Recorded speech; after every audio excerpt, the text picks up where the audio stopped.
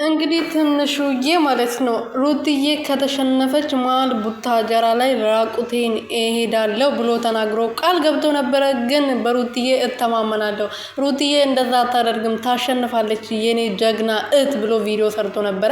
ዛሬ ደግሞ እንግዲህ ደስታውን ለመግለጽ እንደዚህ እህቴ አሸንፋለች፣ ውሽሚቷ ሽንፈቷን ተከባብና ተመልሳለች።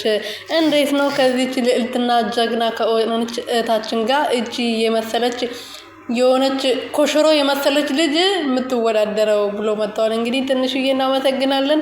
ደግሞ ለሩትዬ አንበሳ ያላወረድኩት ገና ልጅ ነኝ፣ ገና ታዳጊ ነኝ፣ በቀጣዩ ግን እንደማወርድላት ተስፋ አደርጋለሁ ብለዋል። አዎ ትንሽዬ ታወርዳለ አንድ ቀን።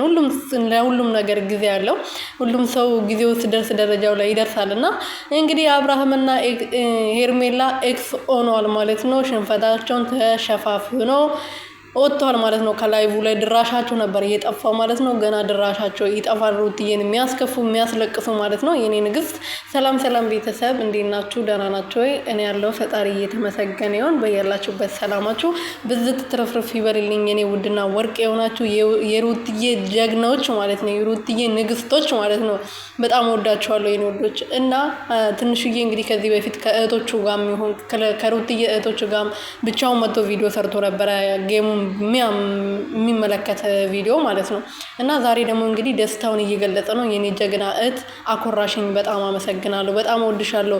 የሩትዬ እህቶች ግን ትለያላችሁ። በታብታብ 68,000 ሚሊዮን ነበረች። እንዴት ታብታብ ብታደርጉ ነው ግን እንደዚህ ሩትዬን ያኮራችኋት? እንዴት ታብታብ ብታደርጉ ነው እንደዚህ የኛን ያኮራችሁን? ብሎ እንግዲህ ሲያመሰግን ነበረ። እኔ በጣም ነው ደስ ያለኝ። በጣም የሚገርምና በጣም በቃ ታይቶ የሚያታወቅ ቀን ነበረ። አንዳንዶች ደግሞ ይኸው እንደዚህ